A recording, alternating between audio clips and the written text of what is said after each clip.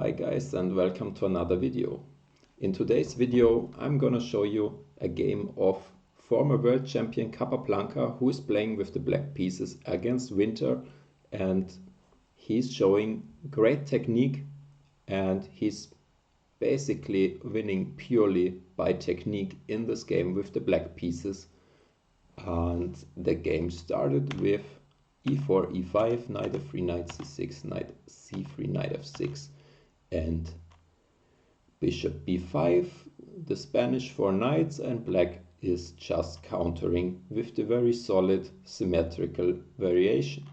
White castles, black castled, and white decides to take on c6. Now white could take on e5, but it would not be such a great deal, as black will regain the pawn in any case, because we can either take here and then take on e4 if necessary, or if it's not necessary, we don't give up the pair of bishops, and black is fine. But okay, white is also fine. In the game, white decided to protect the e4 pawn and thereby create the real threat of taking on e5, which black answered with bishop d6, which is quite solid. Black is just defending in the center, and later he wants to count on his pair of bishops. White has no real advantage here. He can try several things, but black is in general okay. In the game, white played bishop g5 and black played h6. A very important move, as we shall soon see. After bishop h4, black decided to get some grip in the center and play c5 to prevent any future d4 move. So why is it so important to include the h6 move? I will quickly show you. If, for example, black went c5 immediately, there would be an issue, because after knight e5, black has no good answer to this pin. The only way to play on would be something like bishop e7, but it's kind of ugly to give away the pair of bishops, and this is not something black would be very happy about. White cannot really take here because of knight e5, but knight takes e7, queen e7 is ugly enough for black.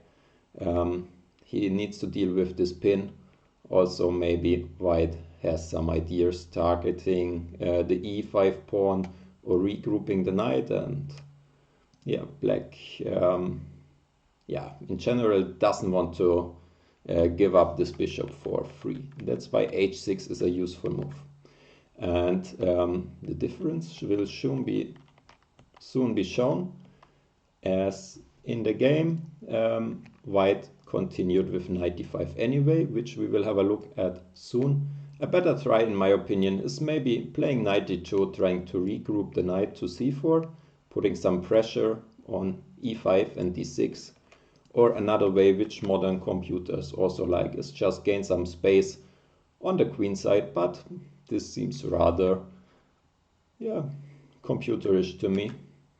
So a sample line after knight d2 would be g5, breaking the pin, bishop g3, bishop g4, provoking f3, but white is getting his bishop around, playing knight c4, and the game is quite balanced, and white is no worse. However, in the game, white played a move which is quite forcing, but not really good, and black needs to defend accurately, but if he does, it's rather white who is already on the defending side. And this was knight e5.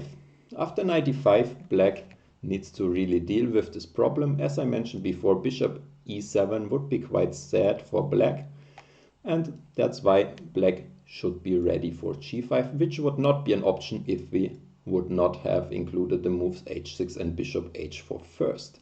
Maybe white was relying on some sacrifices at first, but now realized that they are not working, and changed his mind. But it's important to understand why knight g5, for example, is not working. And you can pause the video here if you want to find it on your own.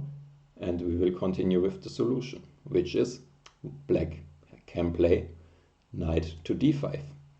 And now, since this is rather pin, white has no real discovered attacks because the bishop is quite loose, and after something like knight f3, I'm just in time to retreat my knight, probably to e7, and black is just a piece up, white has no compensation. So after knight d5, white has no good answer, and black is just winning. And yeah, that's a key point. And maybe white just expected that black will recapture, and then it's definitely something which is going on here, and it's not so clear. For example, after bishop e7, knight takes e7, queen e7, white has several ideas, either bringing the rook into the game with f4, or maybe some ideas with queen f3, forcing king g7, and then maybe even queen to g3, forcing discovered attacks. And one of those ideas should cause black some trouble. So anyway, this is not relevant because black can improve already here on the first move, playing knight d5, and the issue is quite clear. That's why white decided to trade on f6, avoiding to get a double pawn in the center here. Black took back with the queen, of course, and white went back to g3 with his bishop. And in this situation, if you want to think about what you would play, take your time. I think it's quite a crucial moment in the game. So we continue with the game, and the move black played is bishop g4, which is quite nice. We pin the knight, and after h3 we are even willing to take the knight. White, of course, takes with the queen, because if he weakens his king anyway, then he wants to have the queens off the board, of course, because then it's harder to start an attack. However, there is one major strategic problem for white in this position, which is that this bishop is basically dead. Why is this? Imagine black is setting up the pawn chain with f6 and not touching it for the rest of the game. How is white ever gonna activate this bishop? There is just no way, because the bishop is kind of caged in, and it's never possible to break the pawn chain with f4, nor is it possible to break it with h4, because black will just not react and just recapture with the h pawn.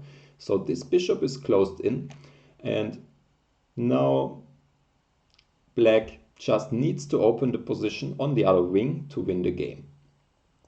Of course, it's not yet winning here, but it can go this way quite quickly, and as a human and in a practical game, this can be enough to win the game. We just need to be careful that he won't break open the position with some c3, d4, activating the bishop finally, but yes, in the game black managed to do that. And I think it can be quite instructive, and that's why I think it's so useful to study those past games from the masters, to really understand how can we win a game strategically without the opponent blundering anything, just by pure strategic positional play, and I think he shows it in a very nice way. So how does black open the position on the queen side? In the game he first stabilized with f6. After king g2 he started with a5. Maybe b5 is a bit more accurate, because it's securing some squares on the queen side, but he was also successful with a5 in the game. So after a5, a4, black centralized the king, and he was ready to open the b file. And one could argue that on the h file white is getting some initiative, but basically the rook is just going nowhere, and black will just open the queen side anyway. So they followed b3, c6, and now if rook h6, black can just ignore it and play b5 anyway, because there are just no threats. This bishop is out of play, and it takes way too much time to bring the other rook around, and if he would finally set up some threat against f6, I could defend it in one move, and there is just nothing really going on. So white didn't play like this, but left the rook passively, played rook a2, but after b5, rook to a1, you can think about the position again and try to find your way how to finally break the white position. And the move he played was c4, which is finally opening files, even though it's temporarily sacrificing a pawn.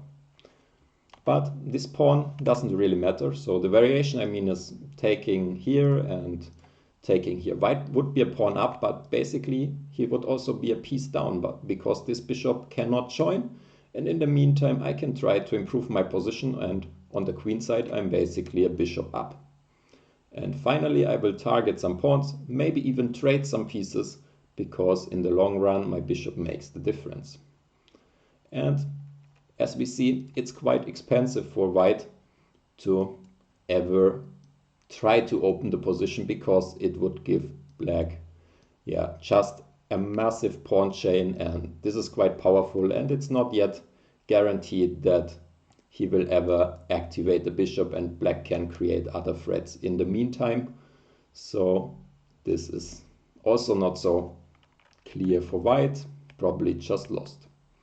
So let's have a look at the game. In the game there followed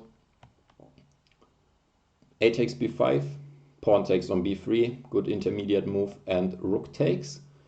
White had some slight hope playing d4, but black had a good response, just keeping it closed, and if the pawn would take, he would of course take with the pawn, and this bishop is still closed in, and black has two passed pawns on the queen side, which is good enough, and counterplay will just come too late.